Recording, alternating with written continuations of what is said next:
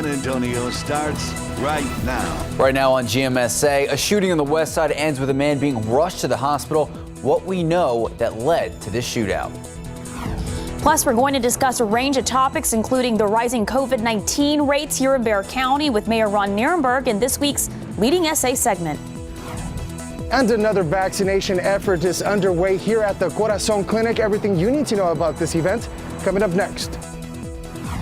And taking a live look out at the Alamo City. We can't really see the sun right now, but don't worry, we're going to have plenty of sunshine today and in the coming days. Finishing July strong, a lot of heat. Good morning. It is 8 o'clock this Sunday, July 25th. Thank you so much for starting your morning with us. Yesterday felt like summer in San Antonio. It really did. I was like, you know what, I'm going to go out at 4 p.m. in the yard. Bold move. Very bold, Sarah Spivey. I mean, I was chugging water for a good hour after that. That's the peak heating of the day, Sarah. Yeah, I know. Being outside at that time. Yeah, it's going to be another toasty day for us. And we are seeing plenty of sunshine out there already, but a few clouds. Beautiful shot there near the airport. You can see the clouds as the sun is rising and some clearer skies there on the left-hand side of your screen. Right now, temporarily, skies are mostly cloudy at 75 degrees, but quickly we are going to see completely sunny skies in the afternoon. All right, temperatures this morning, a cool spot up in Comfort at 69 degrees. It's 70 in Bandera, 72 in Tarpley, 77 at Stinson, 75 at JBSA Randolph, and 75 in Pleasanton. Sunday for many folks, a day for barbecuing. And if you're going to fire up that grill, know that it's going to be feeling like a grill outside. Temperatures are going to be climbing into the low to mid 90s this afternoon, but it'll be not too bad in the shade, so enjoy that outside. And temperatures, as I mentioned, are going to stay very toasty as we close out July. Still cooler than seasonably average, though. I'll have the details for you and rain chances coming up in just a bit. Max and Sarah. Thank you, Sarah. In your top stories this morning, one man in the hospital after a gunfire on the west side. Police on the scene telling us it all started when a woman's ex-boyfriend showed up to her apartment. So take a look. This was a scene just after 1 a.m. 2500 block of South General McMullen. We're told an ex-boyfriend showed up to the ex-girlfriend's apartment. An argument ensued. Shortly after that, two men showed up and shot the ex-boyfriend twice. Now, that man was able to get into his vehicle, drive to a local gas station, which is what you see on your screen. He was able to call for help once he got there. Taken to University Hospital and at last check in stable condition. Also, no arrests have been made yet. Several vehicles were involved in a crash on I-35 this morning after police say two cars were racing and one of the drivers lost control. This was a scene around 2:30 this morning on I-35 near AT&T Parkway. Police say one of the drivers racing lost control and slammed into the wall divider. The impact causing the vehicle to rear end a van and hit a truck. Police say the van had a family of 5 on board, including 2 adults and 3 children. One adult was taken to a nearby hospital and the 3 children were treated on scene. The driver of the truck had a shoulder injury but wasn't taken to the hospital. Police say the driver who caused the crash was not injured but faces multiple charges, including a DWI. They also say his girlfriend, who was a passenger in his car, faces charges as well. And after a lot of migrants were seen in and around San Antonio this week, a lot of people asking why they're here, where they're from, and where they're going. City leaders and other departments involved say after migrants are processed, they're often taken to airports or bus stations on their way to be united with family after their asylum court hearings. Now, here's what it looked like just this past Thursday. While we haven't been able to find out where recent groups are actually coming from or how many more we can expect, Mayor Ron Nirenberg says he has been in contact with FEMA. All right, so meanwhile, the Department of Homeland Security says as a result of the releases, there has been an increase in migrants going through the Alamo City. The department released a statement putting, quote, the Office of the Immigrant Liaison and the Department of Human Services working closely with local non-profit partners to provide a compassionate layover, end quote. Just ahead in Leading SA, we're going to hear more about the situation from Mayor Ron Nirenberg. All right, vaccination efforts across San Antonio are continuing to go on and on. Corazon Clinic doing everything they can to make sure the community is fully protected against COVID. Jonathan Cotto joins us live from the Corazon Vaccination Clinic. Jonathan, we see, is there already a line there, and how is that going so far?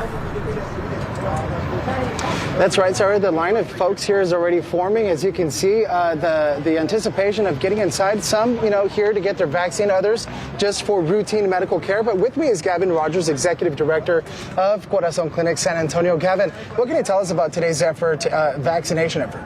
Well, we just really want at Corazon and the city of San Antonio to remind people who are unhoused or housed to get the vaccine. And so we're providing the vaccine today and tomorrow at the church and our day center, respectively. We know this vaccine works. It protects against COVID and especially against hospitalization in severe cases.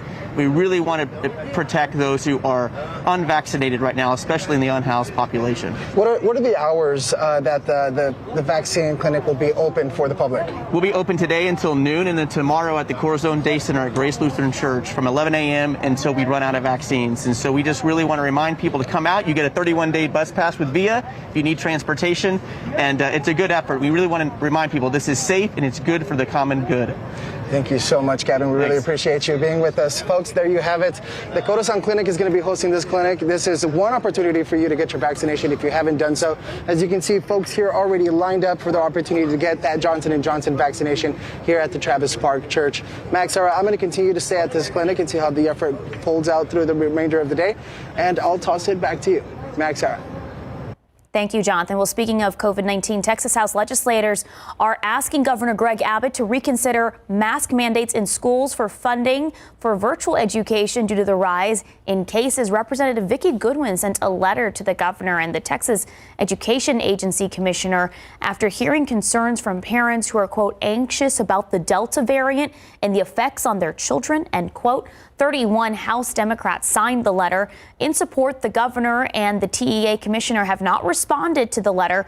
Earlier this week, Governor Abbott said he will not impose another statewide mask mandate. Well, there's so much going on in and around San Antonio. Clearly, we are still fighting this pandemic. COVID numbers appear to be rising across the country and here locally as well. So joining us in today's Leading SA segment is San Antonio Mayor Ron Nirenberg. Good morning, Mayor. Thank you so much for making time for us this morning.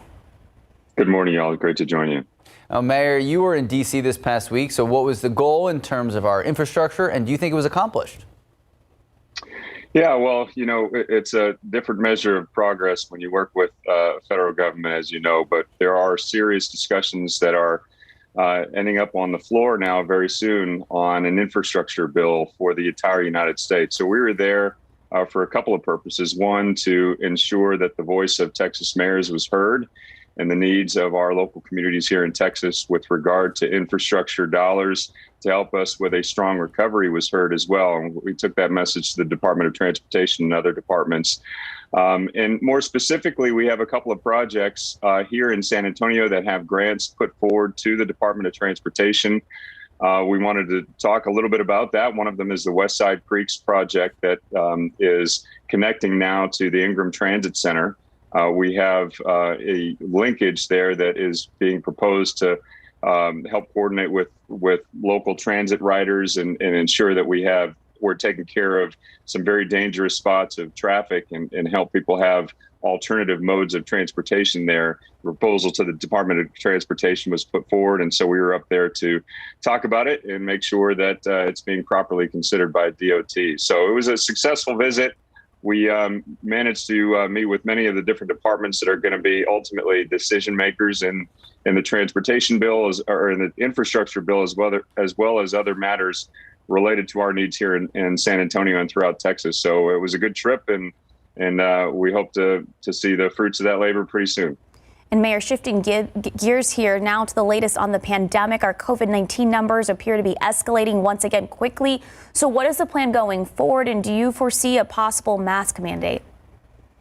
Well, as you've heard, the governor has stripped away the authority of local communities to issue things like mask mandates, and unfortunately has done even one further in threatening school districts who put in mask mandates, which is completely against the guidance of public health professionals. So the likelihood of a mask mandate is very low here in the state of Texas because of that.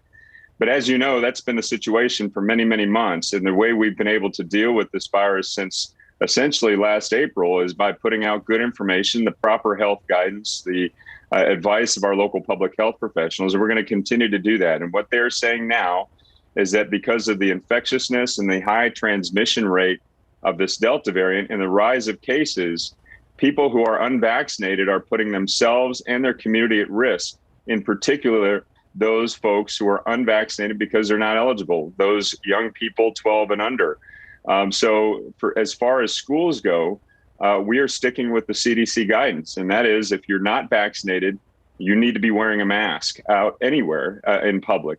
And so young people who are not vaccinated yet because they're ineligible, we are urging them to be wearing masks. And that includes also, of course, adults for whatever reason that haven't been vaccinated need to wear masks. So the big goal here is to get more people vaccinated. We have a high success rate here. As you know, our Homeland Security Secretary was in town to recognize San Antonio exceeding the federal goal. Over 70% of our population now for the last several weeks has been vaccinated with at least one dose. We're approaching that number with full vaccination, but we do know there's many people who simply have not been fully vaccinated yet. Either they're missing their last dose or they simply haven't been vaccinated altogether. So we are appealing to people to go get the vaccine. The time for waiting is over. There are plenty to go around. And with this Delta variant, which is highly transmissible, you need to go get it now. Save your own life and those of those folks that you are around and your loved ones as well. You need to go get it immediately. Now to a story that we just talked about a few moments ago. We talked about the reports of hundreds of asylum seekers being released by federal authorities in downtown San Antonio. What do you know about the program, and were you consulted before they were dropped off? We weren't. In fact, one of the visits I had in D.C. last week was to appeal for coordination insofar as they notify us that they're coming. Because what happens is folks who are dropped here, migrants, are asylum seekers. They're here legally to go through a legal process. They're not here by and large to stay in San Antonio. They're going to reconnect with their families or sponsor families elsewhere in the United States. San Antonio is merely a waypoint. So they're here for a matter of hours, usually, and are connecting to a flight or a bus trip to their ultimate destination. Usually that has already been coordinated, but in the case a couple of weeks ago, we saw a number of migrant families dropped off and they didn't have any coordination, and we didn't have any notification up front. The people who do this work, that coordinate everything for those families in a compassionate manner, are the local nonprofits, Catholic Charities. We have the Interfaith Welcome Coalition. Our Department of Human Services coordinates as well. And so we ask for more heads up.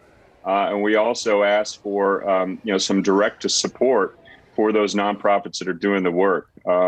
So I know that the migrant surge has increased in numbers recently, and they did say that was going to continue. But we can do this more effectively if we have better coordination between ICE, FEMA, and the city of San Antonio with our nonprofits. And that's what we appealed for, and that's what they're committed to.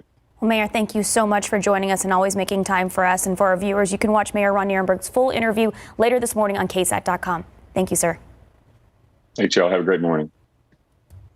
Time now, 8:13, 74 degrees out. Well, still ahead on GMSA, Gabriel Iglesias gives a health update to his fans after he was forced to cancel his shows in San Antonio. Plus, a former star and producer going to be the next fill-in host at Jeopardy this week. LeVar Burton making the big show. There he is. Nice hat. We're going to give you an update. And taking one of your closest friends to San Antonio Zoo this week. After the break, details on how to get a free ticket. Taking a quick live look out there. 74 degrees now. We're going to check in with Sarah Spivey in just a bit. Good morning, welcome back, and happy Sunday. San Antonio Zoo treating the members this week. Obviously, perfect week. Sun is out. That's right. So today through the end of the month, you can bring a friend to the zoo with you free of charge. The Bring a Friend Free Week is for all current zoo members. Members must show their annual pass and a valid ID at the zoo's entrance gate to receive one free ticket. They're also running a 20% off sale on their annual passes through the end of July. For more details on the offer, just head to KSAT.com. Sarah Spivey, good to go to the zoo? Yeah, but just make sure to pack that sunscreen and extra water for the kids because it is going to be so toasty today. Oh, and a hat. That's big hat. Yeah. Big hat, your safari hat. Yes, Sarah. Adventure hat. Yeah, because looking outside right now, these clouds are about to be donezo, and we'll be just looking at total sunshine. It is 75 degrees outside with winds from the south-southwest at about 6 miles per hour.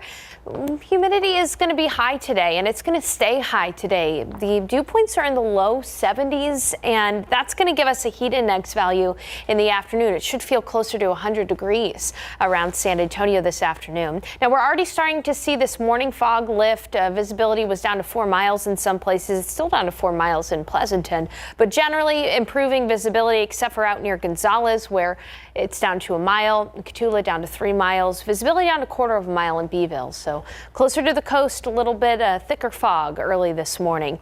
Right now, outside temperatures are generally in the 70s. It's already 78 degrees in Del Rio, 75 here in San Antonio, and up in New Braunfels, 75 in Pleasanton, 72 in Kerrville. This is as cool as we'll get all day long because of that sun coming out. Now, in the weather pattern, there are some areas of rain, but across the desert southwest. Now, there's a low pressure system here bringing these drought-stricken areas some much-needed rainfall, but it's not going to move over to San Antonio or to Texas for that matter. And here's the reason why. We've got a ridge of high pressure in place over Texas, creating sinking air and preventing any kind of rainfall. High means dry, and in the summertime, a high pressure system usually means heat. And so we're going to have that heat today. 87 at noon, 91 around 2 p.m. and 94 for the afternoon high temperature. Total sunshine this afternoon. Sun will set around 8:30. Winds from the south today at 5 to 10 miles per hour. And again, that 94 will feel more like 100 because of the high humidity. Now, today's forecast highs are even hotter out to the west. 103 for the high in Del Rio, 101 in Cotulla, 100 in Carrizo Springs, and 102 in Laredo. But around the San Antonio metro area, low to mid 90s are expected. Low 90s in the hill country also possible. Now, the Saharan dust, which was pretty thick yesterday, is actually going to dissipate throughout the day today, although a light plume is expected to be in the area tomorrow as well. But light being the key word there, we really only should have any kind of allergy-like symptoms for those who are very particularly sensitive to the dust. Other than that, just a haze on the horizon expected tomorrow. Now, rain chances, as I mentioned, are going to be very small around San Antonio this week. This is the first week of July where we don't have any substantial chance for rain. Really only an isolated shower or storm is possible on Wednesday and Thursday. So if you want to wash the vehicle, go for it. You got the green light in the car wash forecast for the next several days, but especially through Tuesday. And usually around this time of year, if we get rain, it's because of a tropical system. Now, we do have a disturbance off in the Atlantic that has a 50% chance of developing into a tropical depression or greater, but it's expected to pretty much hang out around the eastern section of the Gulf Coast. But we'll keep an eye on things for you. If that does develop into a tropical storm, it would get the name of Fred. But here in San Antonio, it's going to stay nice and dry. Temperatures are going to be in the mid 90s for us, with only an isolated shower or storm on Wednesday and Thursday of this upcoming week. Max and Sarah? Sarah Spivey, thank you so much. 821, 75 degrees out. All right, we are talking Cowboys, we're talking training camp, we're talking storylines, we're talking tight ends, we're talking Dak Prescott. That's next. And a country singer is in the hot seat after a video of him using a racial slur resurfaces. What Morgan Wallen has to say about the incident, that's next on GMSA. Welcome back in your morning spotlight. Country singer Morgan Wallen now speaking out after using a racial slur caught on camera, an incident that may have derailed his career. In a recent interview, Wallen said he used the slur in a quote in a playful way. Earlier this year, video surfaced of him using the N-word with a group of his friends outside of his Nashville home. The singer immediately issued an apology. Wallen says he has since worked to educate himself and now understands why the word is hurtful. Sean Penn threatening to delay production on his new show called Gaslit until the entire cast and crew are vaccinated. Deadline reports NBC Universal requires vaccines for those in Zone A, which includes the cast and those in close proximity. But Sean Penn wants the requirement extended to everyone on the project. Gaslit, a political drama also starring Julia Roberts, expected to air on Starz later this year. Speaking of COVID-19, comedian Gabriel Iglesias posted on social media that he is doing, quote, really well after testing positive for the virus. Because of it, he was forced to cancel the rest of his San Antonio performances last week. Iglesias has mentioned before that he is fully vaccinated. And LeVar Burton getting ready to step in as guest host of Jeopardy! The former star and producer of The Reading Rainbow says he's a lifelong fan of the show and he couldn't turn down the offer. Earlier this year, roughly 250,000 people signed a petition calling on producers to choose LeVar Burton to take the position permanently. He's going to be hosting through July 30th, all according to the Jeopardy! Website. And I love that they're kind of doing this. Good luck to LeVar. I saw Aaron Rodgers do it. Stephanopoulos did it.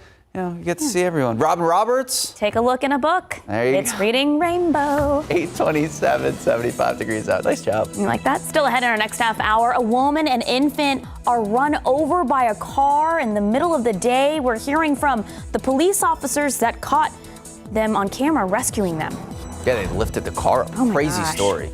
And confirmed death caused by, get this, the bubonic plague found right here in the United States, where authorities say it was found and what we now know about the investigation.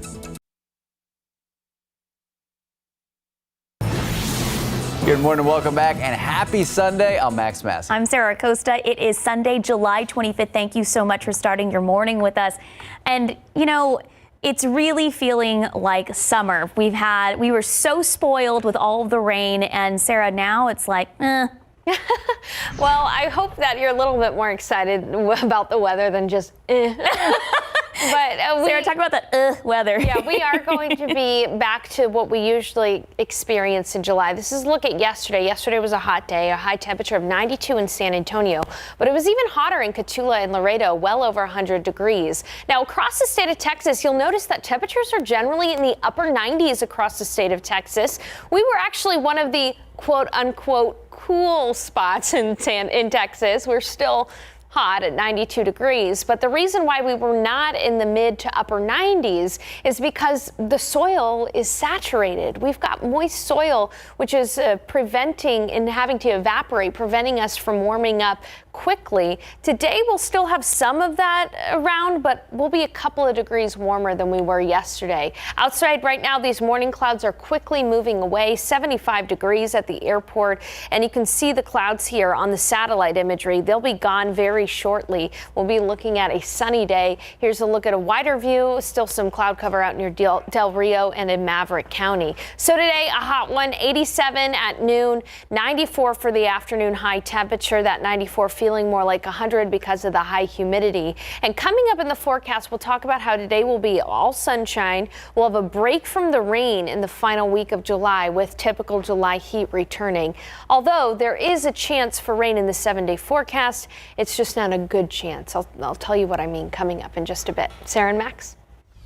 Thank you, Sarah. Well, the COVID-19 vaccine is being offered right now at the Corazon San Antonio Clinic in Travis Park Church. That's right. It's all part of the clinic's efforts of making sure everyone in and around our community are completely protected against COVID. So our Jonathan Cotto joins us live from the church downtown. Good morning, Jonathan. How's it looking out there?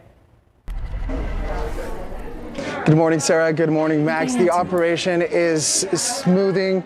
It's going very, very well, going very, very smooth. As you can see here, members of the community are lining up inside of Travis Park Church to get their Johnson & Johnson vaccination. It's one dose, one shot, easy peasy. As you can see right here, this young lady here is getting her vaccination right now. We have UT Health on deck administering those vaccinations. You know, I've had the opportunity to speak with several men and women here getting their vaccine, and they feel great about it. You know, they say that this is what they need to do to keep the city protected, keep others protected. You know, that way they can go out and about in the city safely. Now, the operation here started at 8 o'clock this morning. It's going to be ongoing about noon. Till about noon. And of course, the Corazon Clinic will also be having another vaccination site next week at the Grace Lutheran Church Corazon Day Clinic as well. As you can see here, this member getting his Johnson & Johnson vaccine. It's going pretty well. Nice operation. Max, Sarah, for a complete list of COVID-19 pop-up clinics, you can of course head on over to KSAT.com. There's a listing of all the locations. If you haven't gotten your vaccination, head on over to KSAT.com for a complete listing of those clinics. Back to you. Thank you, Jonathan. Now to some tragic news out of Boerne. Officials at Boerne High School confirmed that one of their teachers passed away. In a social media post, school officials announced that 28-year-old life skills teacher Krista Richardson has died. The district also took to social media to offer condolences to the family and students of Richardson. As of this morning, information is very limited and the cause of her death hasn't been released. We have the full statements available right now on KSAT.com. The family of Pauline Diaz making sure to not forget what would be her 75th birthday. They were out at the HEB on Southeast Military in Goliad. That's where she was last seen 10 years ago this weekend. As of now, the family says the investigation is still open, but it is moving slowly. Pauline Diaz walked into the HEB parking lot after her shift at the store. She hasn't been seen since. Pauline's daughter says at this point, they just want to know what happened. We're at the point that we just want her back. We want, if she is passed, tell us where she's at. If she is alive, bring her back to us. The family says there was an anonymous tip given to the police earlier this year about a possible location of her body. However, that is not what happened. Now, the family is offering a $25,000 reward for any tips that lead to a discovery. Well, by the end of the 10th day in court, prosecutors in the trial of Otis McCain, the man accused of murdering SAPD detective Benjamin Marconi, had called on more than 50 witnesses to take the stand. Now it's the defense's turn to make its case and call up their witnesses. That's starting tomorrow on KSAT, and it's covering it all. We have all the latest on the trail right now, including live streams every day in those court sessions. And you can also sign up for our open court newsletter to get notified when there is a new update. Just visit KSAT.com. Also in your morning headlines, Tokyo reporting more than 1,700 new COVID cases today, and this is only the second official day of the Olympics. The figure announced by the Tokyo metropolitan government is about 700 more than last Sunday. Out of the new cases, there have been 137 linked to the Tokyo 2020 Olympic Games. Colorado authorities now investigating the death of a 10-year-old child linked to the bubonic plague. Officials say the death was caused from a bacterial disease. There's also confirmed cases of the plague confirmed in animals and fleas in at least 6 different counties. The CDC says humans can get the plague if they are bitten by a rodent or animals who are infected. Tens of millions of people in Europe died from the plague during the Middle Ages, but the CDC says it can now be treated with antibiotics if it is caught early enough. Venezuela's president says he is ready to enter talks with the country's opposition. Nicolas Maduro announced that everything has been prepared to open negotiations with the opposition leader Juan Guaidó in August. These talks include participation from other nations, he said, such as Norway and the U.S. In an interview with Venezuela's state-run TV, Maduro said his government has already discussed a complex agenda with opposition groups. Now to a heroic rescue caught on camera. 2 officers rushing in to save 2 lives when an out-of-control car hit a mother carrying her baby. Now, both are recovering now, but we do want to warn you, this might be difficult to watch for some of our viewers. ABC's Matt Barry has more. Somebody's got to pull the baby. Just got to pull them out. This morning, new footage showing the daring rescue of a baby trapped beneath a car. Come on, kid. Come on. The horrifying moment caught on surveillance, the video released by police and now a part of the investigation. Watch as this car is seen speeding around the street corner, losing control and hitting multiple parked cars. The car slamming into a mother and her 8-month-old baby as they cross the street. The car barreling into a barber shop, pitting the mother and her baby. That's when officers and bystanders jumped into action, freeing the mother and lifting the car off the baby. Okay, yes. It's honestly a miracle that both of them survived. Very strong mom and an even stronger little infant. Police officer Rocco Fusco helping lift the car as police officer Paul Samoyedny, a 15-year veteran of the force, rescues the baby from beneath the vehicle. I got it. I got the baby. Police arresting the driver who was alert at the scene. The driver did get out and immediately went over to see if the woman was okay. The unlicensed man, identified as 43-year-old David Poncerak, has been charged with driving while intoxicated. According to police, the 36-year-old mother suffered a compound fracture to one of her legs, and her baby has a fractured skull. They tell us both will survive the accident. And that was Matt Barry reporting. Well, back here at home, 76 degrees out. Blue sky starting to peek through a little bit. Well, we want to let you know about a few major road closures beginning tonight through tomorrow morning. The first one is the southbound main lanes of the lower levels of I-35 will be closed downtown Sunday night into Monday morning, as well as one of the left lanes of the upper level. Next single lane closures from Babcock Road to West Hausman Road and from Hausman to Bandera. Finally, on Loop 410 between West Military Drive and Marbach Road, we have a list of a couple other closures. That's all happening right now on KSAT.com. Time now is 8:40, 76 degrees out. All right, there's some drama when it comes to college football. We haven't even started the season yet. Could Texas and Oklahoma leave and go to the SEC? We're going to break it down. Drama, drama, drama. Two live Sunday exclusives. Speaker Nancy Pelosi and Senator Rob Portman with the divide growing deeper on the Hill. Plus, gun violence surging in America. Pierre Thomas with the vital ABC News reports. Sunday on ABC's This Week with George. Camping with KSAT, powered by Davis Law Firm. All right, we are just in the thick of it. The Dallas Cowboys cheerleaders helping kick off the return to training camp Oxnard, California. It is part of the official opening ceremony, so take a look. Team owner Jerry Jones welcomed by the mayor of Oxnard, and in return, look at this, Jerry giving him a number 21 jersey signifying the big return in 2021. The big day included the largest crowd in Cowboys camp so far. So many storylines. We have Dak's comeback. We have the defense. Micah Parsons, first-round pick, Penn State. We have Zeke. Is he going to come back? Well, there's also a big battle, big offensive battle. Two big names, two big players. Blake Jarwin, Dalton Schultz. That's after Jarwin was tagged to replace Jason Witten. Remember, Jason Witten, the legend. He signed with the Raiders before retiring for a second time, but Jarwin's replacement run, it didn't even last the game. He tore his ACL playing the Rams in the opener last year. So we'll see how that ends. But for now, let's take a look at some of these highlights from training day. There were a few good plays yesterday. Garrett Gilbert, there you go. Starting the competition, Blake Jarwin. There you go, though. Dak sliding. Dalton Schultz making that beautiful catch. And then this man, CeeDee Lamb. Whew, going to be a big year, too. I can feel it. Huge impact last year. Going to do even more this year. One other note, the NFL has announced there's going to be a $15,000 fine for any unvaccinated player who violates COVID protocol. All right, from the pros to college, Texas and Oklahoma starting drama in the offseason. They appear to be SEC bound, but the Big 12 not giving up hope just yet. Big 12 officials have discussed extra revenue shares for both schools as a way to entice them not to leave. Stay, you get more money.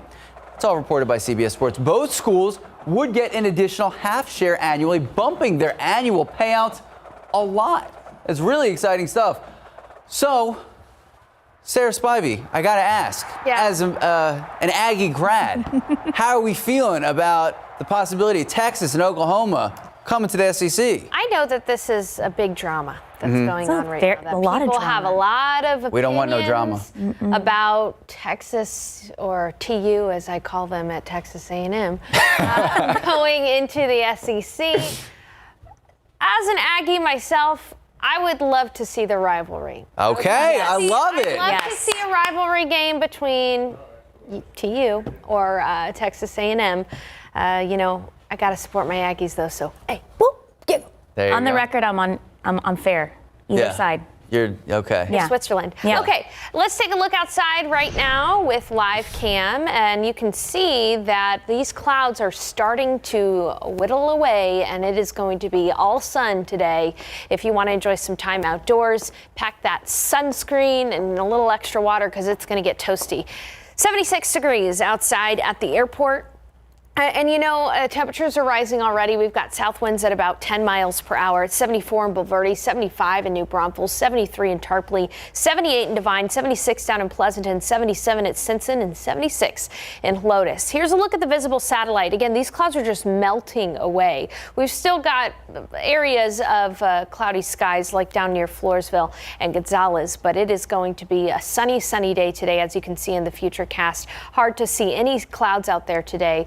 And because of that, it's going to get really toasty pretty quickly. We'll be at 94 degrees, a couple degrees warmer than yesterday's high temperature. 94 for the high in Kerrville, 95 in New Braunfels. But out to the west, 103 in Del Rio, 100 in Carrizo Springs, 102 in Laredo. So it is going to get very hot out to the west. And on top of that, it's going to stay humid for us here in San Antonio and around the metro area. So you know what that means. High humidity, high heat, a heat index value. It's going to feel closer to 100 degrees around the metro area. 102 feel like temperature in Pleasanton, 101 in New Braunfels. So a very summer-like day. Sunday will live up to its name. Sunny all day, 87 at noon and 94 for the afternoon high temperature. South winds at 5 to 10 miles per hour. Mostly clear skies later on tonight. Now in the weather pattern, we do have a low pressure system off to our west that's bringing some much needed rain for the drought